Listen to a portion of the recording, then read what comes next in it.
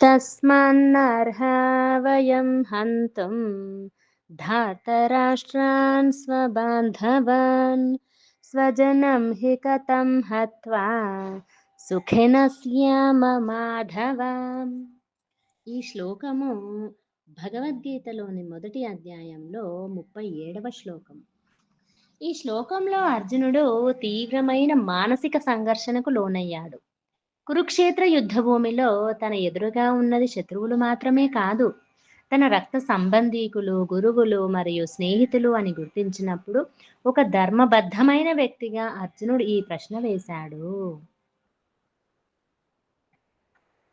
కృష్ణ, భగవానుడా, దుర్యోధనాదులను వారి బంధువులను చంపడము మనకు తగదు. మాధవ, స్వజనులను చంపి మనం ఎలా సుఖించగలము అని అడిగాడు. దీనిలో ముఖ్య విషయాలు ఏంటంటే, ఒకటి, కర్తవ్య నిర్వహణలో సందిగ్ధత. ఒక క్షత్రియుడిగా శత్రువులను ఎదిరించడం ధర్మం, కానీ ఆ శత్రువులు తమ సొంత వారైనప్పుడు హింస అనే పాపానికి భయపడి అర్జునుడు కర్తవ్య విముఖుడవుతున్నాడు.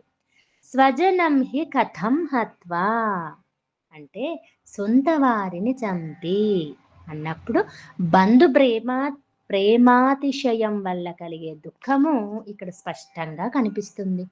రెండవది, సుఖము పట్ల అపోహ. యుద్ధంలో గెలిచి రాజ్యాన్ని పొందిన, ఆత్మీయులను కోల్పోయిన తర్వాత వచ్చే సుఖము నిరర్ధకమని అర్జునుడు భావిస్తున్నాడు. మనిషి తన స్వార్థం కోసము లేదా రాజ్య కాంక్ష కోసము బంధాలను త్యాగం చేయకూడదనే నైతిక విలువలను ఇక్కడ అర్జునుడు ప్రతిబింబిస్తున్నాడు. మూడవది, మాధవ సంబోధన. అర్జునుడు కృష్ణుడిని మాధవ అని పిలవడము విశేషం. మాధవ అంటే లక్ష్మీపతి అని అర్థం. అంటే సంపదకు అధిపతివైన నీవు బంధునాశనం వల్ల కలిగే ఈ విషాదకరమైన స్థితిని ఎలా సమర్థిస్తావు అని పరోక్షంగా ప్రశ్నిస్తున్నాడు.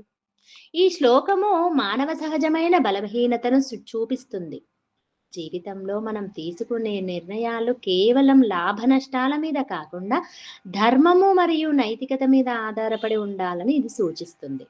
అయితే తర్వాతి అధ్యాయాలలో కృష్ణుడు అర్జునుడికి ఆత్మ శాశ్వతమని, శరీరం మాత్రమే నశిస్తుందని బోధించడం ద్వారా వ్యక్తిగత రాగద్వేషాలకు అతీతంగా ధర్మస్థాపన కోసం ఎలా పోరాడాలో వివరిస్తాడు. ఈ శ్లోకాన్ని బట్టి ఆత్మీయుల పట్ల మనకు ఉండే ప్రేమ ఎంతటి కఠిన నిర్ణయాలనైనా తీసుకోవడానికి అడ్డుపడుతుందో అర్థం చేసుకోవచ్చు. దీని నుండి బయటపడాలంటే వ్యక్తిగత భావోద్వేగాల కంటే కర్తవ్య పాలన ముఖ్యమని గుర్తించడం అవసరము.